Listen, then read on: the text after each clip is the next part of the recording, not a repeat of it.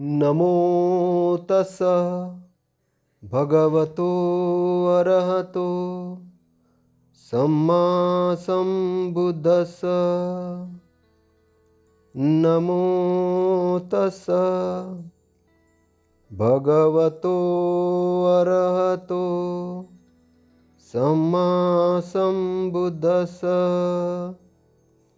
नमो तस्स भगवतो अरहतो सम्मा सम्बुद्धस्स।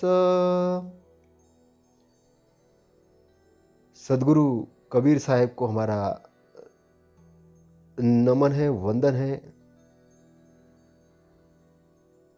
उनके वाणियों को हम समझने जा रहे हैं, उसकी अपने शब्दों में व्याख्या करने जा रहे हैं। इस व्याख्याओं को हम समझेंगे, समझ के अपना मन मस्तिष्क खुला रख के हम इन चीज़ों को जानेंगे। जानने के बाद फिर हम इसे सही और गलत जानकर सही को ग्रहण करेंगे और साथ साथ में हम इस यात्रा का आनंद भी लेंगे। तो आइए हम संत कबीर साहब की वाणी जो बीजक के अंतर्गत है उसको सुनते हैं। तो ये बीजक के अंदर जो वाणी है वो है 10वां जो प्रकरण है, उसमें है हिंडोला। भ्रम के हिंडोले के संबंध में कबीर साहब बात करते हैं।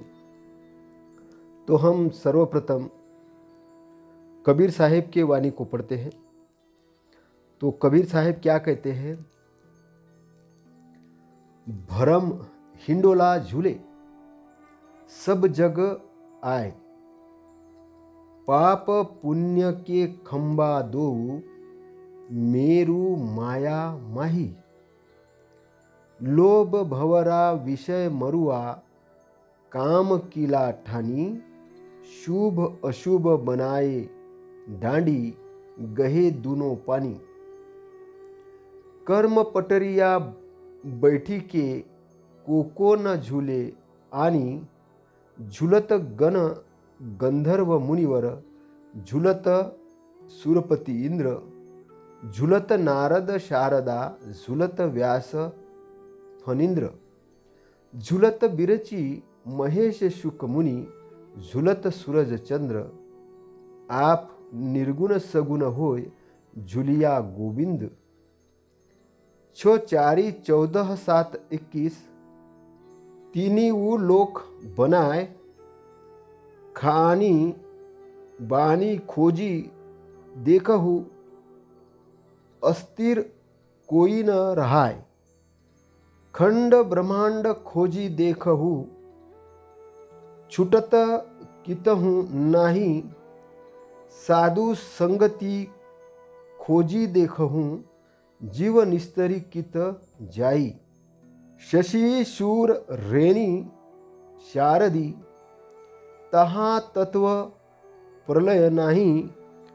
जहाँ से बिछुरे बहुकल्प बीते भूमि परे भुलाए। साधु संगति खोजी देखहु बहुरी न उल्टी समाए। ये झूले को भय नहीं जो होय संत सुजान। कहीं कबीर सत श्रुकुत मिले तो बहुरे न झूले आन। तो यहाँ कबीर साहेब जो कह रहे हैं, कबीर साहेब एक साधारण संत नहीं, एक महान संत है। और कबीर साहेब जो भाषा तथागत सम्यक संबुद्ध निब्बान और मार्ग के क्षेत्र के बारे में कहते थे, उसी भाषा को कबीर साहेब अपने वाणी में कहते हैं।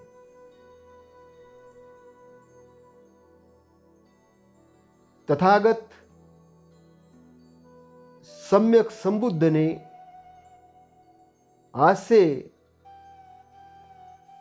2600 साल पहले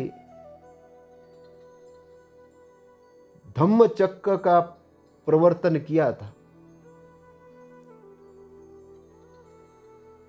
और धम्मचक्र का परिवर्तन करके जो मार वाला एरिया था उस एरिया को भेदने का मार्ग दिया था।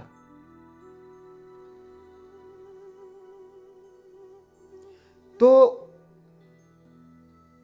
जिस तल पे जो समस्या पैदा हुई है उस समस्या को उसी तल पे हल नहीं किया जा सकता है। पहली चीज, उसको हल करने के लिए उसका एक विपरीत तल होता है। जब विपरीत तल के संपर्क में इंसान आता है तब विपरीत जो ध्रुव है, जो तल है, वो उस समस्या का हल करता है। जैसे कि आग लगी है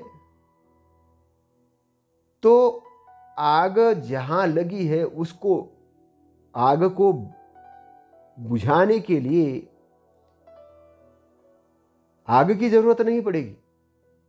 आग के तल पे आग को नहीं बुझाया जा सकता। आग को बुझाने के लिए पानी की जरूरत पड़ेगी।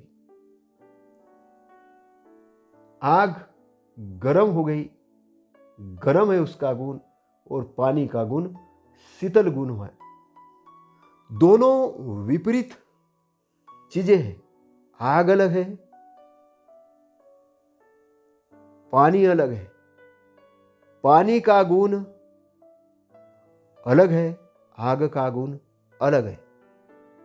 तो अग्नि से अग्नि शांत नहीं होती। तो जो दो ध्रुव इस संसार के अंदर में है, एक परिवर्तनशील, एक परिवर्तनशील नित्य परिवर्तन है, एक नित्य परिवर्तन है, और परिवर्तनशील जो ध्रुव है वो अनित्य है। परिवर्तनशील जो ध्रुव है वो अनित्य ध्रुव है, और दूसरा जो ध्रुव है वो है नित्य। दूसरा जो ध्रुव है वो नित्य ध्रुव है, वो परिवर्तनशील नहीं है। वो अपरिवर्तनशील है। परिवर्तनशील और अपरिवर्तनशील, नित्य ध्रुव, अनित्य ध्रुव, परमानेंट, टेम्पररी। तो व्यक्ति का जो शरीर है, इस शरीर के अंदर में दो चीजें हैं। एक, जिस चीज का वारंवार जन्म होता है, एक चीज जिसका वारंवार जन्म होता है, वारंवार परिवर्तनशील है। और दूसरी चीज है जो इस वारंवार जन्मने वाले भवचक्र के अंदर बंधी है, जो परमानेंट चीज है। तो जीव का जो स्थान है, वो इंटरनली जो स्थान है, उसका अनित्य वाला स्थान है, अपरिवर्तनशील वाला स्थान है, शांति वाला स्थान है, समय विहीन वाला स्थान है, प्रकाश मान वाला स्थान है, वो आंतरिक जो स्थान है, आंतरिक स्थान के जो दर्शन है, वो जब जैसे ही व्यक्ति इस अनित्य ध्रुव से छूटता है, अनित्यता से छूटता है, तब वो नित्यता के एरिया के अंदर में एंट्री करता है। तो जब ये अनित्यता के एरिया से छूटता है, तब नित्यता वाली एरिया में आता है, परमानेंट एरिया में आता है। अनित्य वाले एरिया के अंदर में परमानेंट वाला एरिया नहीं है, और परमानेंट वाले एरिया के अंदर में ये टेम्पररी एरिया नहीं है। दोनों को समझना, दोनों को समझना और दोनों को एक दूसरे में मत मिलाना। टेम्पररी एरिया के अंदर में रहकर परमानेंट एरिया की कल्पना कर सकते हो, कल्पना, लेकिन परमानेंट एरिया होता नहीं है। इसलिए जो लोग जन्म मरण के बारे में बहुत ज्यादा चिंतित है, वो लोग हैं, उन्होंने ना जन्म को जाना, ना अपने मृत्यु को जाना। मृत्यु किसकी हो रही है? मृत्यु टेम्पररी एरिया की हो रही है। मृत्यु टेम्पररी एरिया की हो रही, परमानेंट एरिया की नहीं। और तुम टेम्पररी एरिया में रह के, आप टेम्पररी एरिया में रह के परमानेंट एरिया को जीतना चाहते हो। टेम्पररी एरिया के अंदर में जो राज्य है वो अकुशलता का, मार का राज्य है। तो टेम्पररी एरिया को टेम्पररी समझना, टेम्पररी एरिया को परमानेंट नहीं समझना, पहली चीज। टेम्पररी एरिया को टेम्पररी समझना, टेम्पररी एरिया को परमानेंट नहीं समझना। तो टेम्पररी एरिया को जब टेम्पररी समझोगे, सत्य को सत्य समझोगे, तब सत्य के दर्शन होंगे। सत्य को जब सत्य समझेंगे तब सत्य के दर्शन होंगे, और सत्य को जब असत्य समझोगे तो सत्य के दर्शन नहीं होंगे। फिर टेम्पररी एरिया को अपने कल्पना अनुसार परमानेंट बनाने की कोशिश करोगे, और उसके लिए पुरावे दोगे कि जो लोग टेम्पररी एरिया को भेद ही नहीं पाए, वो परमानेंट एरिया में जा ही नहीं पाए, वो समझ ही नहीं पाए। उन टेम्पररी रहने वाले एरिया में लोगों ने, जो टेम्पररी रहे थे और जो मार के बंधन में थे, तो मार का बंधन है, तो मार का जो काम करने वाला एरिया जो उत्पन्न होता है, किसके माध्यम से वर्क करता है? मार का एरिया मन के माध्यम से काम करता है। तो मन और इंद्रिय का सपोर्ट लेके जिस प्रकार के साहित्य लिखे गए हैं, जिस प्रकार के जो भ्रम का हिंडोला तैयार किया गया है, जिस प्रकार के मार के एरिया में आके, अहंकार में आके जिन लोगों ने अपने अपने को बहुत बड़ा बड़ा घोषित कर दिया है, लेकिन परमानेंट एरिया की उनको जानकारी नहीं थी, इसलिए वो परमानेंट एरिया के दर्शन न होने के कारण काल्पनिक एरिया के अंदर ही बातें कहने लगे। काल्पनिक एरिया का ही उन्होंने साहित्य लिखा, काल्पनिक एरिया का ही उन्होंने व्याख्यान किया, और काल्पनिक एरिया को ही परमानेंट एरिया बता दिया। तो सत्य को जब सत्य नहीं जानोगे, सत्य को जब असत्य के रूप में जानोगे, और असत्य को सत्य के रूप में जानोगे, तो सत्य की प्राप्ति नहीं हो सकती है। इसलिए कबीर साहेब इस वाणी के अंतर्गत में जो कहना चाहते हैं, भ्रम हिंडोले की बात कह रहे हैं कि भ्रम के अंदर झूल रहे हैं, भ्रम के अंदर झूल रहे हैं।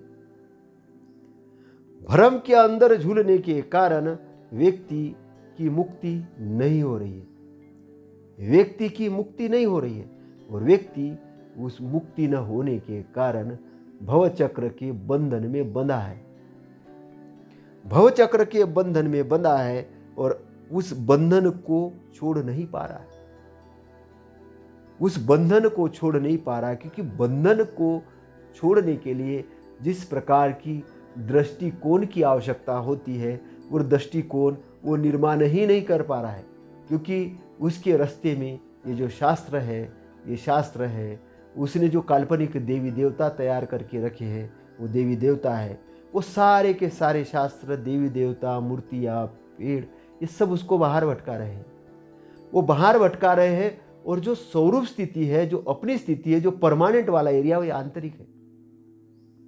यात्रा आंतरिक होनी थी, यात्रा जा रही बाहर।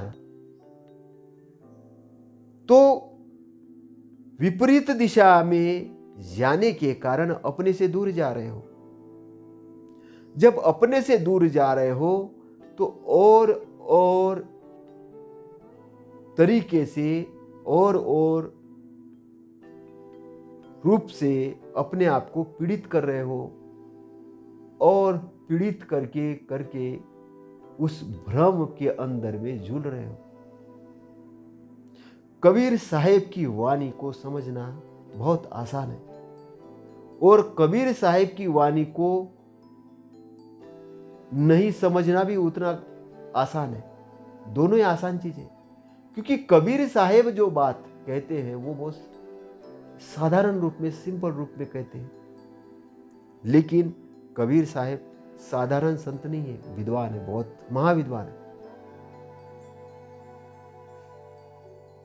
उनकी खड़ी भाषा है, देशी भाषा है। वो सत्य को सत्य के रूप में बता देते हैं। तो कबीर साहेब क्या कहते हैं कि संसार के सारे जीव भ्रम हिंडोले पर बैठकर झूल रहे हैं। संसार के सारे जीव इस भ्रम हिंडोले पर बैठकर झूल रहे हैं। इस भ्रम के हिंडोले में पाप और पुण्य के खंभे है, माया का मेरू है, लोभ की भंवर कली है जो झूले को घुमाती है, विष का मरुआ है जिसमें झूला पड़ा है, इसमें काम के किले ठुके हैं, शुभ और अशुभ के दो डंडे हैं, जिन्हें मनुष्य ने दोनों हाथों में पकड़ रखा है, और कर्म की पटरी है जिस पर सब जीव बैठकर झूलते हैं। इस झूले में भला कौन कौन नहीं आकर झूला? भ्रम का हिंडोला है। अनित्य क्षेत्र के अंदर में रह के पाप और पुण्य की कल्पना कर रहे हो। तो जो परमानेंट एरिया के अंदर में नहीं प्रवेश कर पाए थे, नहीं जान पाए थे, जो अपने अंदर के मैल को दूर नहीं कर पाए थे, उस मैल के एरिया में, जैसे कि सपोज मान के चलिए कि आईना है और आईने के ऊपर धूल चढ़ी और उसके अंदर अपना प्रतिबिंब दिख रहे थे, तो प्रतिबिंब कैसा दिखेगा? स्पष्ट नहीं दिखेगा। प्रतिबिंब वैसा ही दिखेगा जैसा गंदला आईना है। लेकिन कल्पना कर रहे हैं प्रतिबिंब, स्वच्छ प्रतिबिंब की, तो प्रतिबिंब को सही करने के लिए उसके ऊपर का जो मैल है वो हटाना पड़ेगा, और मैल हटा के जब स्वच्छ प्रतिबिंब दिखेगा तो फिर स्वच्छता की परिभाषा बनेगी। तो स्वच्छता की परिभाषा क्यों नहीं बनी? कि अंदर का चित्त का मैल हटा नहीं, अंदर से पूर्ण रूप से शुद्ध हुए नहीं, शुद्ध होने का तरीका जान नहीं रहे थे, शुद्ध रूप होने का तरीका जान नहीं रहे थे, तो अपने ही मन और मार वाला जो एरिया है, जो अकुशलता का एरिया है, वहीं पर बैठकर पाप और पुण्य की कल्पना कर दी। और जिस लेवल पे तुम पुण्य की बात करते हो उसी पर पाप की बात करते हो। पुण्य और पाप, तुम्हारे पुण्य की जो परिकल्पना है तुम्हारे अपने परिभाषा के अनुसार है। तुमने पुण्य की परिभाषा जो कर दी कि बोले कि भाई नदी में नहाने से शुद्ध हो जाओगे, यज्ञ करने से शुद्ध हो जाओगे, मूर्ति को पूजने से शुद्ध हो जाओगे, उपवास करने से शुद्ध हो जाओगे, शरीर को पीड़ा देने से शुद्ध हो जाओगे, 8 दिन भूखे रहने से शुद्ध हो जाओगे। तो जो शुद्धता की परिभाषा है तुमने अपनी पुण्य की परिभाषा कर ली। लेकिन उस परिभाषा को कभी भी चेक करने की कोशिश नहीं कि क्या ये सही है, क्या ये गलत है। क्योंकि जो साहित्य लिखने वाले थे वो बहुत भ्रमित थे, उनको खुद ही नहीं मालूम था कि ये सत्य है कि असत्य है। तो उन्होंने बोला ईश्वर की बात, ईश्वर ने बताया है, तो ईश्वर ने परिकल्पना कर दी, ईश्वर की परिकल्पना कर दी, और ईश्वर पर प्रश्न चिन्ह नहीं लगाया जा सकता ऐसा उसमें लिख दिया। तो तुमने अपने पाप की परिभाषा, अपने पुण्य की परिभाषा तुमने अपने लगाई, साधु संतों की परिभाषा नहीं है, विद्वानों की परिभाषा नहीं है। तो भ्रम के झूले में एक तरफ पुण्य कर रहे हो, दूसरी तरफ पाप कर रहे हो, लेकिन पाप और पुण्य बराबर ही है। कई लोग पुण्य के नाम से बलि यज्ञ करते हैं और ये कहते हैं कि हमारे ऊपर वाले का आदेश है, उसके आदेश के अनुसार उसको खुश करने के लिए हमने ये बलि प्रथा शुरू की है। मुख बगीर जानवर को बोले इससे पुण्य होगा, हमको स्वर्ग मिलेगा। स्वर्ग की कल्पना तुमने अपनी कल्पना कर ली, उसके सपोर्ट के लिए साहित्य लिख दिया। उस साहित्य के अंदर में उसकी बैक साइड में जाके ईश्वर की परिकल्पना कर दी, भगवान की परिकल्पना कर दी। वो परिकल्पना भी तुम्हारी अपनी परिकल्पना है।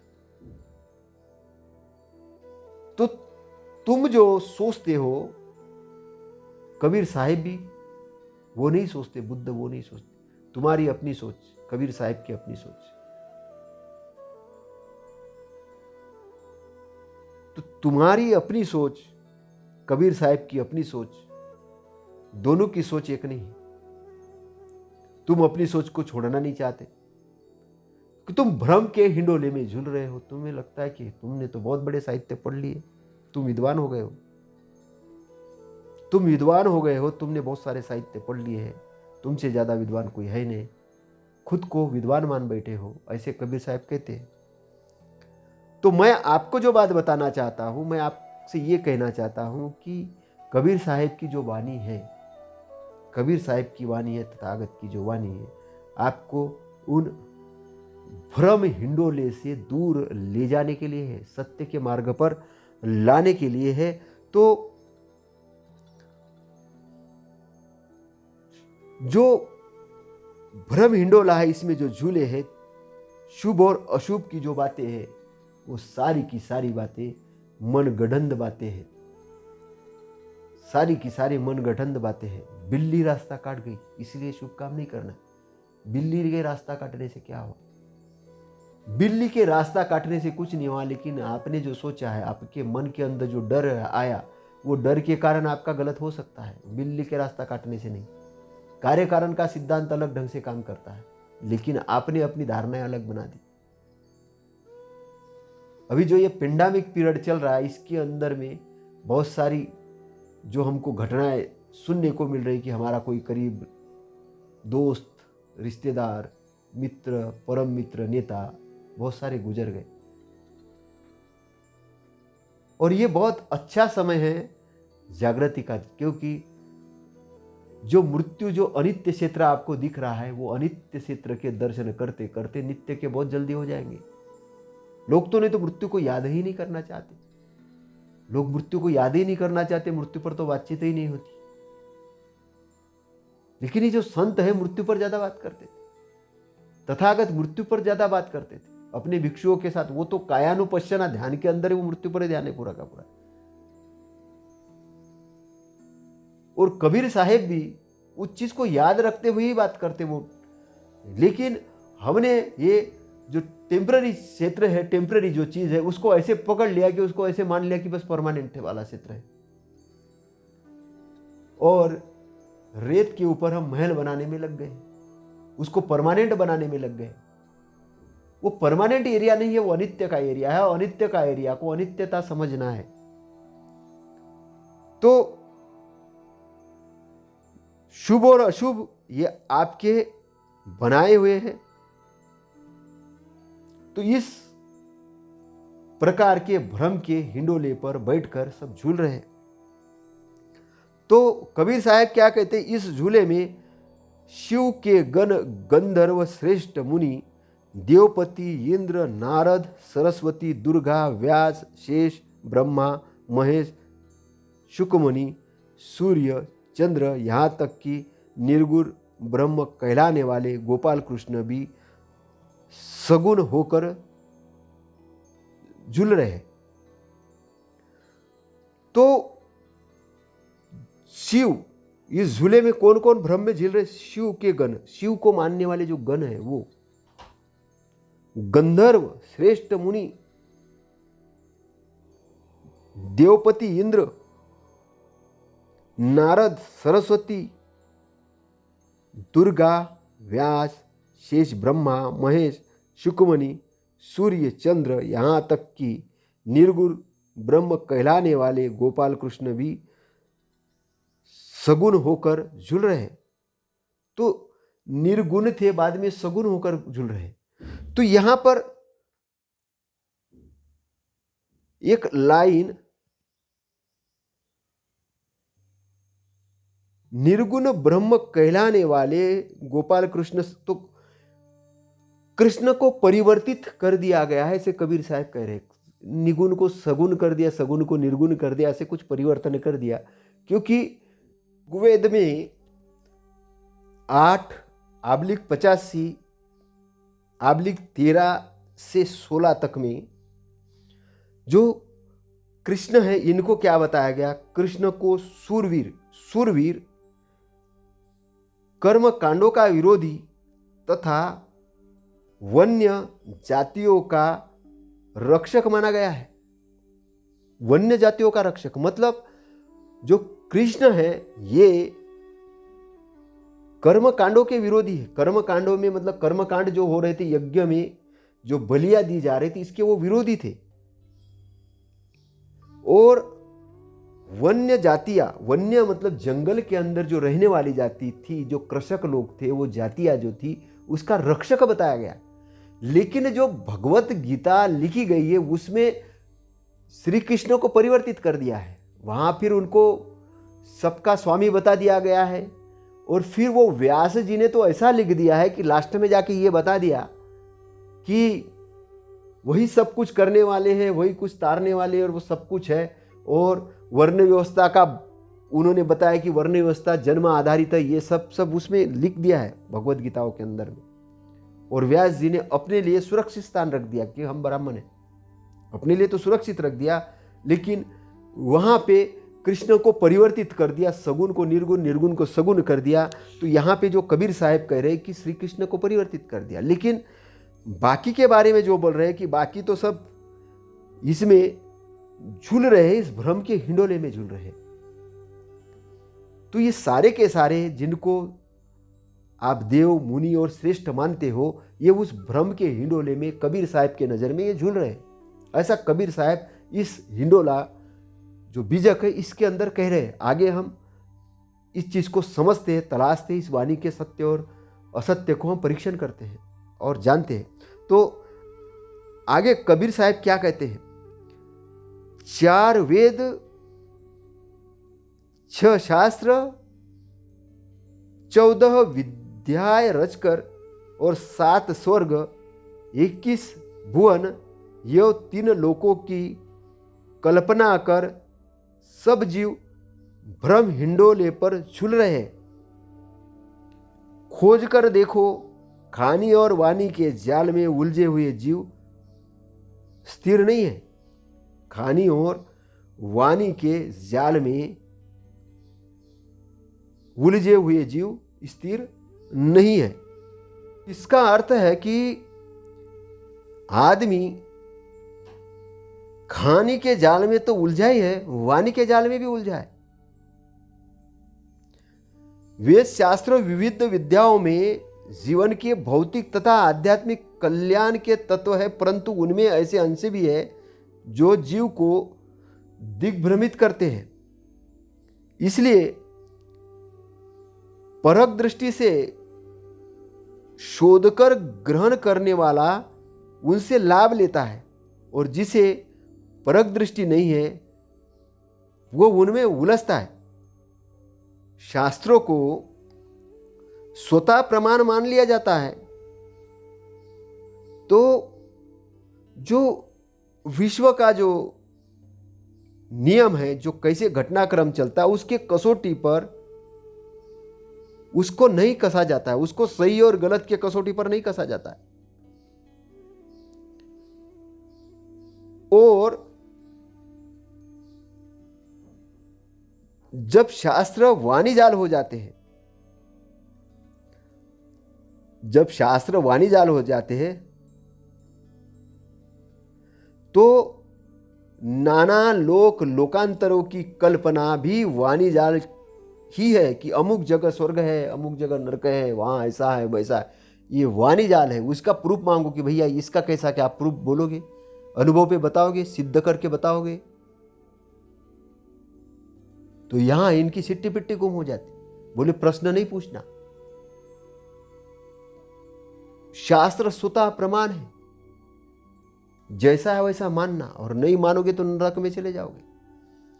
तो एक तरफ नरक का डर दिखा दिया और दूसरी तरफ स्वर्ग का लालच। मानोगे, जैसा लिखा है वैसा मानोगे तो स्वर्ग में पहुंच जाओगे, और स्वर्ग में पहुंचकर वहां पे अति सुंदर नव यौवनाएं मिलेगी, भोजन मिलेगा, महल मिलेंगे, झुलाने के लिए दासियां मिलेगी, खूब आनंद बनाओगे। तो स्वर्ग के कल्पना में उलझा हुआ व्यक्ति और नरक के डर में उलझा हुआ व्यक्ति, नरक में जाओगे तो ऐसा होगा, वहां तो गरम गरम तेल है, ऐसा है वैसा है, उधर डरा दिया। एक तरफ नरक के नाम से डरा दिया, दूसरे तरफ स्वर्ग के लालच में उलझा दिया।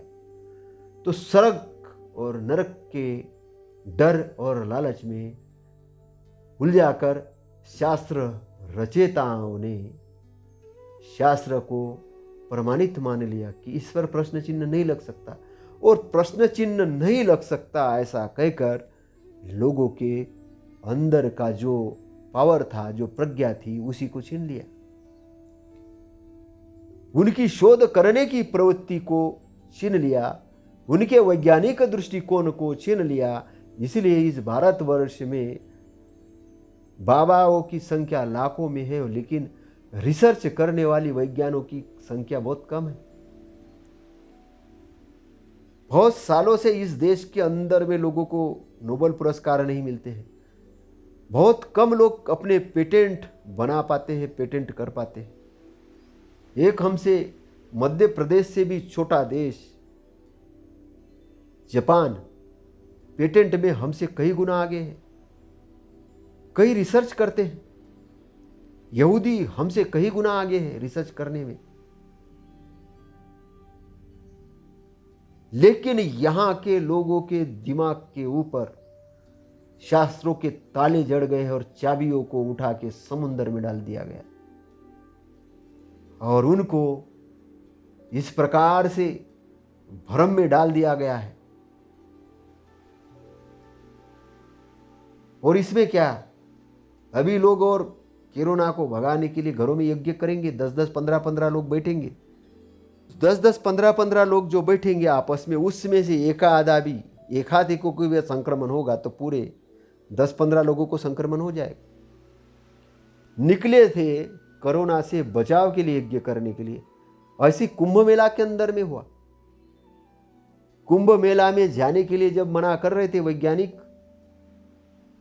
तब जो दिमाग के ऊपर जो शास्त्र है, शास्त्रों का और बाबाओं के वाणी का भूत चढ़ा था, तो लोग ग्रामीण अंचल से बड़ी संख्या में किसान और सामान्य आदमी गए, और उनको प्रोटेक्ट करने के लिए सोशल मीडिया में एक भीड़ लगी कि नहीं नहीं बहुत अच्छा है। लेकिन जब वहां से भीड़ संक्रमण लेकर अपने गांवों में पहुंची तो गांव में भी कोरोना फैला। और अभी चुनाव हुए, चुनाव के अंदर में बहुत रैलियां हुई, तो चुनाव आयोग ने बहुत अच्छा, उन्होंने एक ऑफिसर ने स्टेटमेंट दिया कि जब हमने वो जो प्लानिंग डिसाइड की थी तब तो कोरोना ज़्यादा नहीं था, इसलिए वो हमने सभा की अनुमति दी थी। लेकिन जब सभा होने लगी तब कोरोना फैल गया, तो हमने तो पहले ही अनुमति दे दी थी। मतलब बात यही हुई कि अब अनुमति दी गई तो उस अनुमति को वापस नहीं ले सकते हो, उस अनुमति को वापस नहीं ले सकते हो, क्योंकि आपके अंदर में वो क्षमता नहीं डेवलप हुई है कि सही और गलत का आप निर्णय कैसे ले सकते हो। जब लोगों के जीवन और मृत्यु पर बात आ गई, उनके रोग पर बात आ गई, संक्रमण पर बात आ गई, वहां पे भी आपका दिमाग चालाकी कर रहा है, वहां पे भी आपकी अकल जगह पे नहीं आ रही, क्योंकि आपको लोगों के जीवन से ज्यादा अपना चुनाव इंपॉर्टेंट लगता है कि हमको जीतना है किसी भी हालत में। तो कबीर साहेब क्या कहते हैं? कबीर साहेब क्या कहते हैं? कबीर साहेब कहते हैं, शास्त्रों को तुम स्वतः प्रमाण मान के चल रहे हो, ये वाणी जाल है, और इंद्रिय लंपटता तथा प्राणी पदार्थ के मोह लोभ में उलझना खानी जाल है। तो खानी जाल क्या है? इंद्रिय लंपटता है। इंद्रिया जो मन है, ये मन कल्पना करता है, मन लोभ करता है, मन मूढ़ता पैदा करता है, क्योंकि आप जागृत अवस्था में नहीं हो, आप होश में नहीं हो, आप बेहोश अवस्था में चल रहे हो।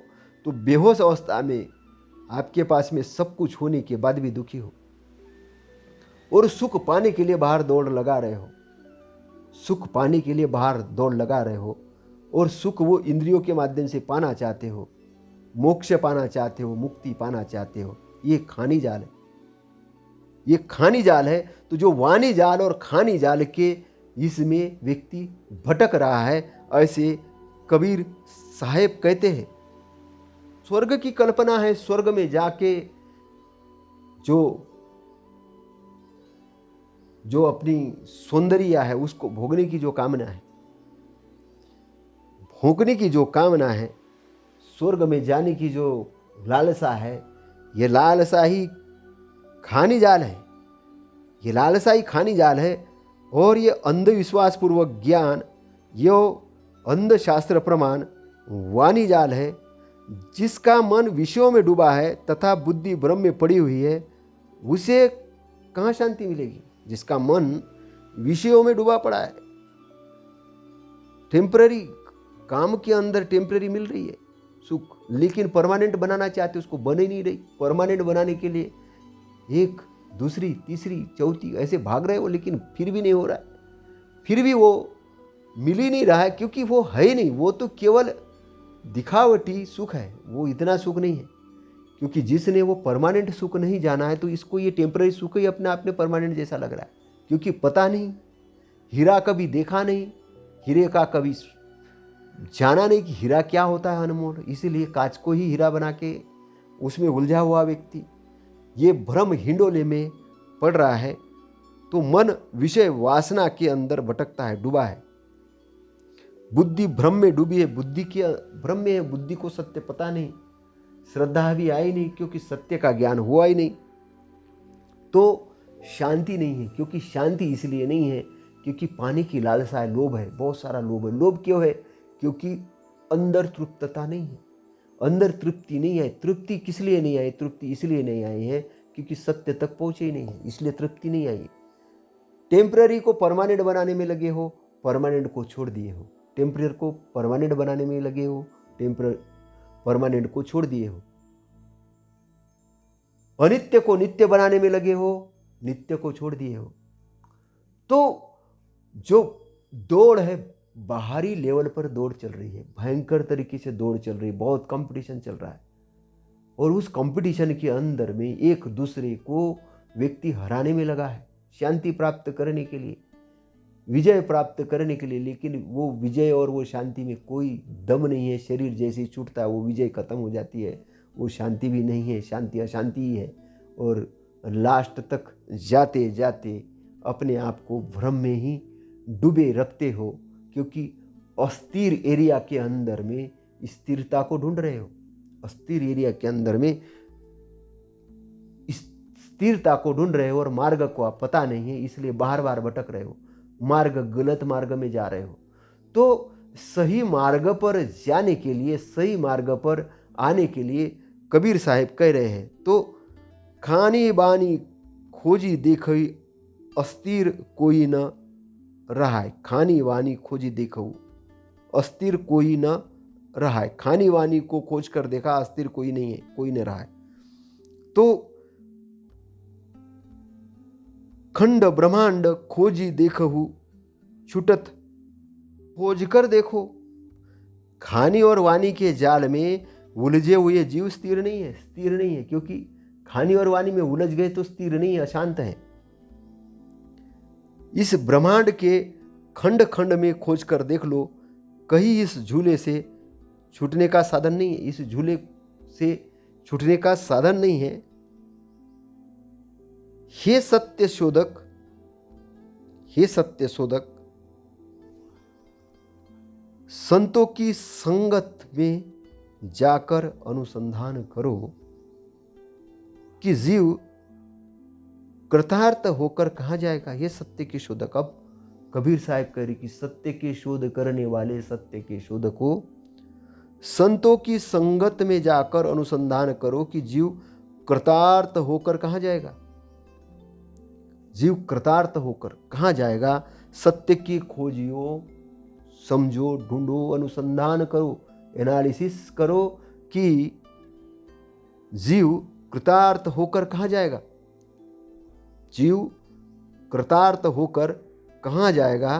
तो सदगुरु कबीर साहब उक्त प्रश्न का स्वयं उत्तर देते हुए कहते हैं, शशि सूर रैनी शारदी जहाँ तत्व परलय नाही, काल अकाल परलय नाही, तहाँ संत बिरले जाही। तो ये जीव संसार में भ्रम हिंडोले से उतरकर वहां जाता है जहां मन से मुक्त होकर वहां जाता है। मन से मुक्त होने का मतलब मन की गुलामी से मुक्त होकर वहां जाता है जहां न चंद्रमा है, न सूरज है, न रात है, न दिन है, न शरद आदि ऋतु ये है। वहां जड़ तत्व की कोई गंध भी नहीं है, इसलिए उसमें उत्पत्ति प्रलय रूप का कोई विकार की कोई गुंजाइश नहीं है। वहां समय की अनुकूलता प्रतिकूलता का भी प्रश्न नहीं है। और ऐसे दिव्य धाम में कोई विरला संत पहुंचता है, कोई विरला संत पहुंचता है। यही व्यक्ति का अपना स्वरूप और अपना आप चेतनामय स्थान है। इसी को परक पथ कहते हैं, इसी को निर्वाण मोक्ष भी कहा जाता है। तो देह में रहते रहते जब साधक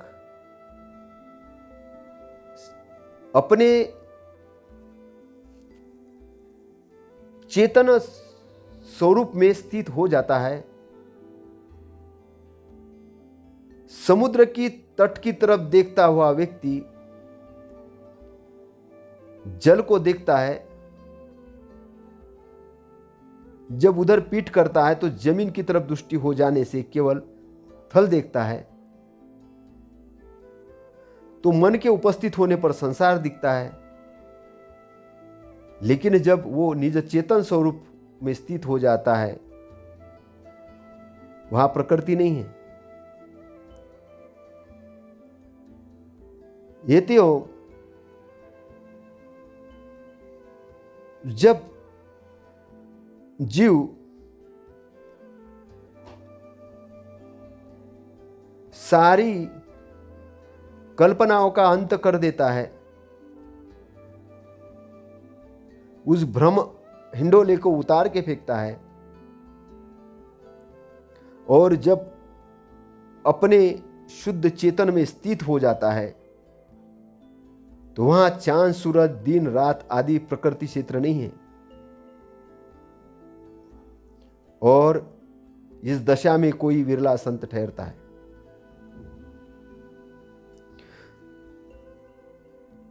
तो ये बात आज से 2600 साल पहले महामानव तथागत सम्यक संबुद्ध ने भी कही है। तथागत सम्यक संबुद्ध क्या कहते कि उस एरिया के अंदर में कोई काल नहीं है, मतलब वर्तमान काल, भूतकाल, भविष्य काल, वहां कोई काल ही नहीं है ना, मतलब वहां काल रहित एरिया है। पहली चीज, जहां समय पूर्णतः समाप्त हो जाता है, उस एरिया के अंदर सुख ही सुख है, और वो एरिया परम सुख का एरिया है। दुख का तो लेश मात्र भी नहीं है। तर्क के आधार पे नहीं समझा सकते, कुछ उपमा देकर उसको समझा सकते हैं। जैसे कमल पानी में सर्वथा अलिप्त रहता है, वैसे ही निर्वाण वाला जो एरिया है सभी क्लेशों से अलिप्त रहता है। जैसे पानी शीतल होता है, पानी गर्मी को दूर करता है, वैसे निब्बान भी क्लेशों की जो गर्मी है उसको दूर करता है। जैसे पानी प्यास को खत्म करता है, वैसे ही निब्बान है काम, भव और विभव तृष्णा को खत्म करता है।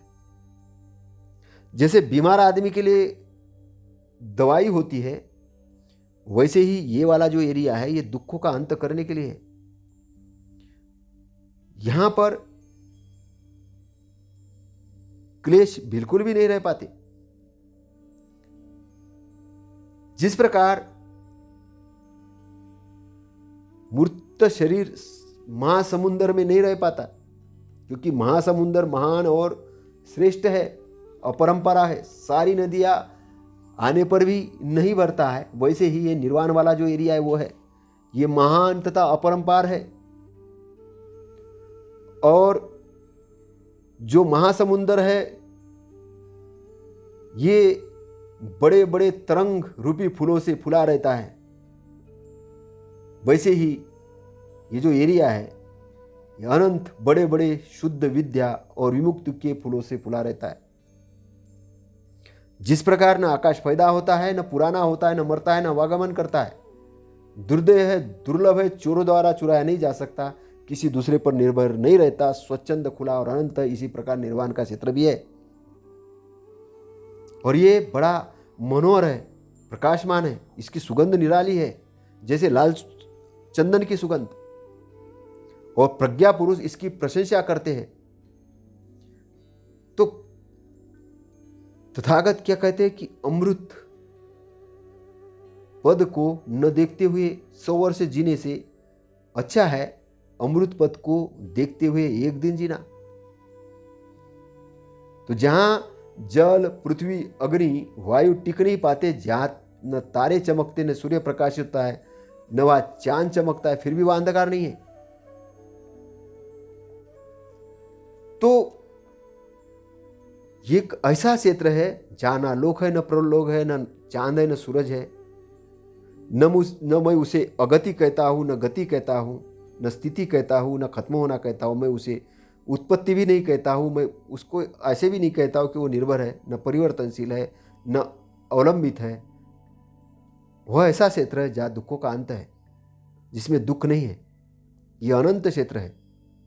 दुदर्शनी ही इसका दर्शन अच्छा है, लेकिन इतना सरल नहीं है, सरल नहीं है। यहाँ विज्ञान ने जानना भी निरोध को प्राप्त होता है, विज्ञान भी निरोध को प्राप्त होता है, नाम रूप समाप्त हो जाते हैं, हर तरह से प्रभायुक्त है, दुर्लभ है, अनुत्पन्न है, अशोक है, विमल है। यानी नाम है रूप, नाम रूप दो चीजें हैं, चैतसिक और शारीरिक, मतलब मानसिक और शारीरिक। तो मन और शरीर भी वहाँ नहीं है। तो मन और शरीर जो है अनित्य क्षेत्र के ध्रुव के चीजें हैं, तो वो भी नहीं है वहाँ पे। तो इसका दर्शन अच्छा है, सारे दुखों का निरोध है, सारी जो भव बंधनों का नष्ट होना है, और तृष्णा का क्षय, निरोध होना, यही अमृत कहलाता है। मतलब रागाक्षय, द्वेषाक्षय और मोहक्षय। मोह का मतलब है मूर्ता, राग यानी आसक्ति। तो इसमें तथागत कहती कि इसकी गंध सिलगंध होती है, बहुत बढ़िया होती है, ये बड़ी ऊंची चीज़ है, ये अचल होता है, इसे पाना आसान नहीं लेकिन पा सकते। इसके अंदर में रहने वाला जो व्यक्ति है उसके अंदर कोई क्लेश नहीं उठ पाते। ये प्रेम और द्वेष से रहित है। तो इसका साक्षात्कार करना बहुत अच्छा है। कैसा साक्षात्कार होगा? विघ्नों से रहित होने से, निरुपद्रवी होने से, मतलब कोई उपद्रवी न होने से, निरुपद्रव्य होने से, अभय होने से, भय रहित होने से, कुशल होने से, शांत होने से, प्रसन्न होने से, नम्र होने से, शुद्ध होने से तथा अच्छे आचरण का पालन करने से निब्बान का दर्शन होता है। तो सही राह पर चलकर व्यक्ति यहां पर आ सकता है, सही राह पर चलकर। कोई कहे कि निब्बान मेरे पास में आ जाओ, नहीं, आपको जाना पड़ेगा। जैसे हिमालय पर्वत आपके पास नहीं आएगा, हिमालय का पर्वत आपके पास नहीं, हिमालय तक आपको जाना पड़ेगा। तो ये जो कबीर साहेब है, तथागत सम्यक संबुद्ध है, ये क्या मार्ग बता रहे आपको उधर जाने का? मार्ग बता रहे, मार्ग बता रहे कि वहां तक आप कैसे पहुंचेंगे।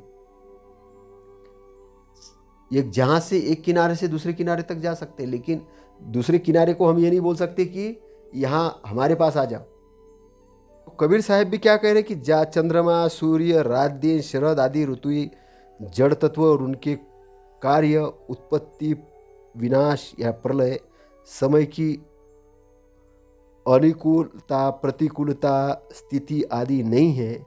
उस शुद्ध चेतन स्वरूप में कोई विरला संत ही स्थित होता है। उस विरला संत ही स्थित होता है उस शुद्ध चेतन स्वरूप में कोई। तो उस चेतन स्वरूप में स्थित होना है, उस तक पहुंचना है, वहां तक जाना है। तो ये आंतरिक यात्रा है। उस अपने दिव्य स्वरूप से जीव अनादिकाल से बिछुड़ा है और इस संसार में उलझकर अपनी स्थिति को भूल गया है। वो उसकी स्थिति तो वो वाली है, नित्य वाली स्थिति है, परमानेंट स्थिति है, लेकिन इस संसार में उलझ गया है। वो इस भव बंधनों में उलझ गया है और उलझने के कारण जीव भूल गया है, जीव अपनी स्थिति को भूल गया है कि मैं क्या हूं। अब संतों की संगत में बैठकर अपनी उस स्थिति का अनुसंधान करो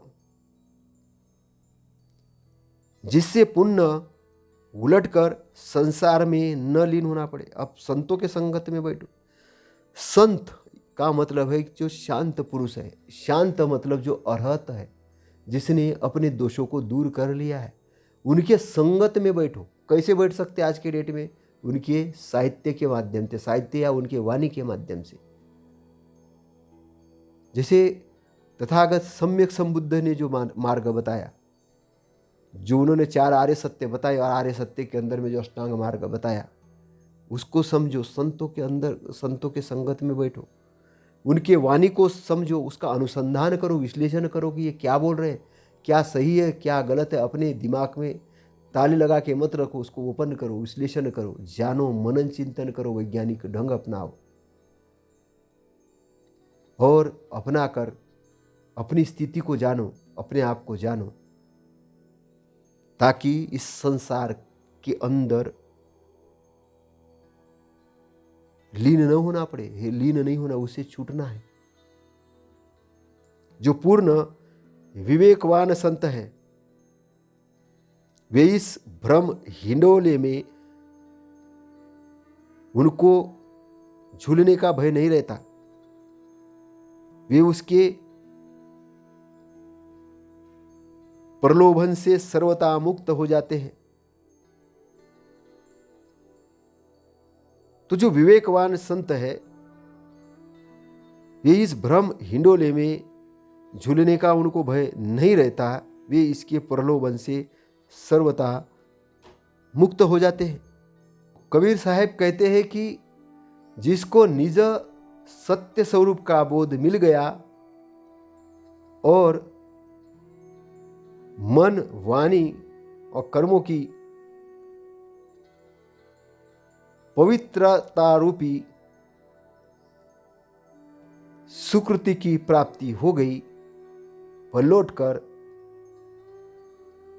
भ्रम हिंडोले में नहीं झूलता। वो इस भ्रम हिंडोले में नहीं झूलता तो उसको ज्ञान हो जाता, सत्य और असत्य का ज्ञान हो जाता है। उसको सुकृति यानी अच्छी चीज़ों की जो निर्मल उत्तम व्यवहारी सुकृत है, जो निर्मल उत्तम व्यवहारी, जो मन, वाचा और शरीर से किए जाने वाले सत्कर्म या अच्छे कर्म हैं, ये जो है ये सुकृत है, मतलब अच्छे कार्य है। तो मन और वाचा और शरीर से जो कार्य किए जाते हैं, वो अच्छे कार्य जो किए जाते हैं, वो कार्य करने वाला व्यक्ति जो है वो इस दुख रूपी संसार से मुक्त हो जाता है और उसके जो कर्म बीज है वो बीज उसको लहराती हुई फसल जैसा उत्पादन देते हैं। वही मुक्ति के फल है। जीवन में होशपूर्वक रहना, ध्यान की अवस्था में रहना, होशपूर्वक रहना, होशपूर्वक रहना, गफलत में नहीं रहना, होशपूर्वक रहना, गफलत में नहीं रहना और स्वरूप का बोध होना, अपने आप का बोध होना और बोधपूर्वक आचरण करना। बोधपूर्वक आचरण करना, तो बोधपूर्वक आचरण करने से व्यक्ति भ्रम हिंडोले में नहीं झूलता है और भ्रम हिंडोले में न झूलने के कारण वो अपने अंदर के जो मैल है उसको खत्म करते हुए अच्छाई की अंदर स्थापना करना शुरू करता है और वो शुद्ध होते जाता है, उसके विकार शुद्ध होते जाते हैं और उसको स्वरूप ज्ञान प्राप्त होता है, अपने प्रति ज्ञान प्राप्त होना शुरू हो जाता है और अपने अंदर की बुराई को त्याग कर वो अच्छाई में स्थित हो जाता है, अपनी स्वरूप स्थिति में स्थित हो जाता है। तो सद्गुरु ने पूर्ण परख के साथ यही पंक्ति कही है, कही कबीर सत सुकृत मिले तो बहुरी न झूले आन। तो लास्ट में कबीर साहब यही कहते हैं कि कही कबीर सत सुकृत मिले तो बहुरी न झूले आन। जिसको अपने निज सत्य स्वरूप का ज्ञान मिल गया, बोध मिल गया, मन, वाणी और शरीर की पवित्रता, कर्मों की पवित्रता मिल गई, तो मन, शरीर और वाणी की पवित्रता मिल गई, सुकृति यानी अच्छे चीज़ का ज्ञान मिल गया, वो लौटकर भ्रम हिंडोले में नहीं झूलता, वो लौटकर भ्रम हिंडोले में नहीं झूलेगा, उससे मुक्त हो जाएगा। उससे मुक्त हो जाएगा तो कबीर साहेब की जो वाणी है वो जागरण की वाणी है। तो इस वाणी को आप समझिए, जानिए। तो कबीर साहेब ने जो बात कही है आज से 2600 साल पहले तथागत बुद्ध ने भी कही है, 4 आर्य सत्य तथागत ने कहे हैं और उसके अंदर उन्होंने जो दुख मुक्ति का अष्टांगिक मार्ग दिया है, उस अष्टांगिक मार्ग के भी 3 भाग है, एक है प्रज्ञा का, एक है शील का और एक है समाधि का। तो 3 मार्ग है। प्रज्ञा का मार्ग के अंदर में सम्यक दृष्टि और सम्यक संकल्प है और शील यानी आचरण के मार्ग के अंदर में सम्यक वाणी, सम्यक कर्मांत और सम्यक आजीविका है और समाधि के अंदर में सम्यक व्यायाम, सम्यक स्मृति और सम्यक समाधि है। तो ये अष्टांग मार्ग को जो मैंने पिछले कई ऑडियो के अंदर बताया भी है, तो यही बात कबीर साहब भी कह रहे हैं कि अनुसंधान करो, अनुसंधान करो, सत्य का अनुसंधान करो, अपने स्वरूप तक पहुँचो। केवल भ्रम हिंडोले में भ्रमित नहीं होना है और अपने को उस भ्रम हिंडोले में डालकर संसार के दुख माया में नहीं उलझना है, उससे मुक्ति पाना है और मुक्ति का जो मार्ग है सही रास्ता है। तो एक जगह तथागत सम्यक संबुद्ध भी कहते हैं कि